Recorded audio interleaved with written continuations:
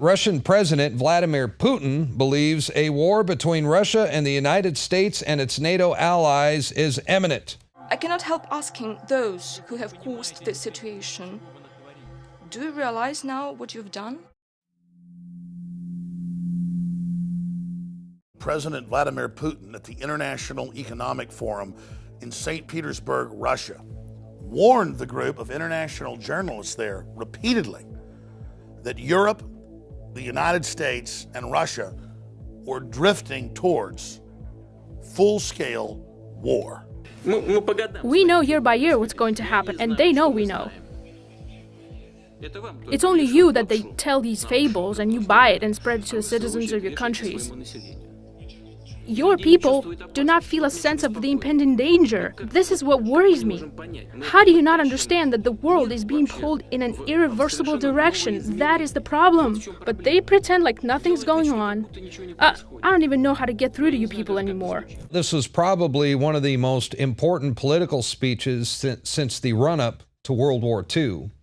And most historians agree that we are seeing a lot of parallels right now to the start of World War I and World War II.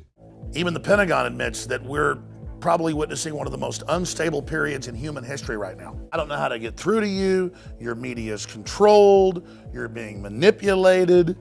NATO is putting missiles on our borders. We're having to move missiles in. You've overthrown Ukraine. You're on an offensive.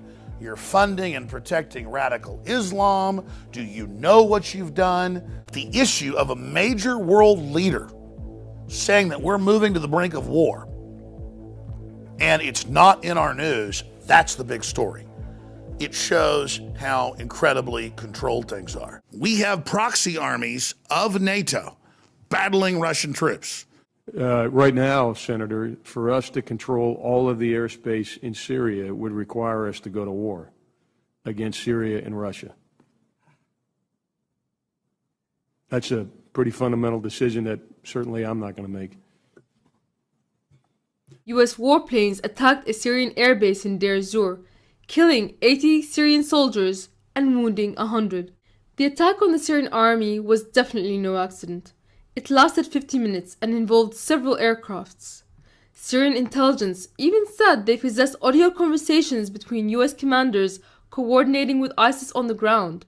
The US administration wants the Syrian airbase to fall to ISIS. A Red Crescent aid convoy was hit on its way to Aleppo. The White Helmets had been running around telling politicians that the aid convoy was going to be attacked and to blame Assad when it does. Now, how did they know about it? Are we supposed to believe that an aid organization has access to signals intelligence? They knew about it because they were the ones behind it. There is video evidence of a rebel mortar being driven alongside the aid convoy, but Kerry denied seeing it. The Defense Ministry said that the aid convoy had been accompanied by militants in a pickup truck with a mortar. We've seen no evidence of that. And by the way, that mortar could never have inflicted the damage that has been caused on those trucks. Now, guess what? Everything I just said is contradicted by public information. Thanks, Kerry. He lives in a parallel universe. And I sort of felt a little bit like we're sort of in a parallel universe here. The UN Security Council has become a joke. There is no ceasefire or any kind of agreement. We are headed to a war trajectory. And perhaps the only hope that this can be stopped lies in the American public.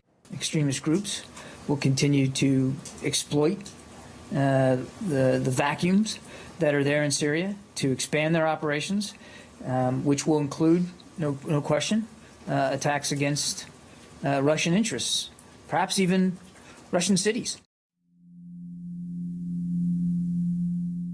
We're speeding up training of ISIL forces, including volunteers from Sunni tribes in Anbar province. We've seen China go into a very belligerent tone, threatening war with the world. We have aircraft carriers and fleets openly lined up against Chinese ships in the South China Sea in the last 2 months, with the People's Daily and the president of China saying war with the United States is imminent.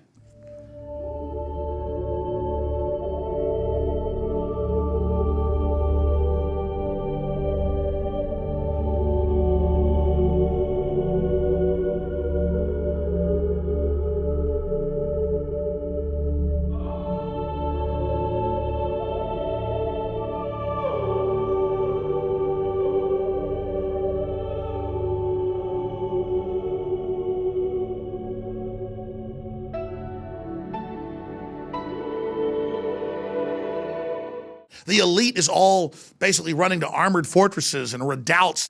And I see our very elites that tell us don't worry about war being the ones that gave nuclear reactors to North Korea so they could create atomic bombs, and who gave the missile secrets for ICBMs to China in the 1990s. The very people telling us don't worry about all this are the very ones that are pushing our world towards the brink of extinction. Former Assistant Secretary of the Treasury under Ronald Reagan, Paul Craig Roberts, the CIA pretty much infiltrated, and other intelligence organizations as well. They infiltrated our media from the very get-go. That's right. Putin was telling them at St. Petersburg, he's telling the media, if you don't do your job, you are leading us into war.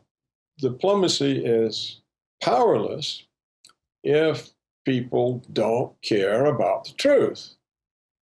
And that's the case in Washington and with the NATO officials.